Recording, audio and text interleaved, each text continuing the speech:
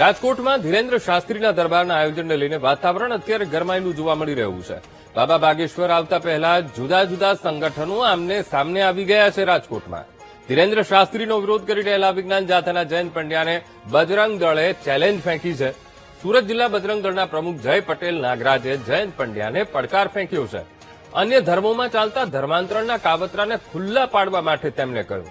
સાથે એ પણ કહ્યું કે બીમાર લોકોને ઠીક કરવાના નામે ચાલતા ધર્માંતરણના ખેલ ખુલ્લા પાડો એ પડકાર ફેંક્યો છે. તો સૌરાષ્ટ્ર અને કચ્છમાં કેન્સર મટાડવાના દાવા કરનાર સામે પણ કાર્યવાહી કરવાની માંગ કરવામાં આવી રહી છે.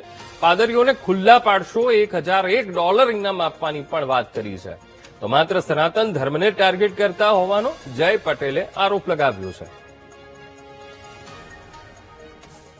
રામ રામ.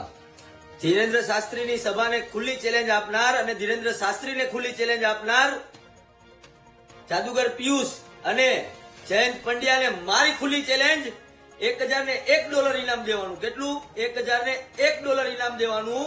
જો તમે તમારી માનું ધાવણ ધાવ્યા હો ને તો અન્ય ધર્મના પાસ્ટરો પાદરીઓ જે અંધશ્રદ્ધાના નામે ધર્માંતરણ કરાવે છે ને, સભાઓ કરીને પ્રાર્થના સભાઓ કરીને હકલાને બોલતા કરે છે, લંગડાને ચાલતા કરે છે, બીમારને સાજા કરે છે અને ધર્માંતરણ કરાવે છે ને, ત્યાં જઈને ચેલેન્જ આપી બતાવો અને ત્યાં રૂબરૂ જઈને બતાવો, એ પાદરી પાસ્ટરોને ચેલેન્જ આપી બતાવો તો મારે તમને $1,001 ઇનામ આપવાનું.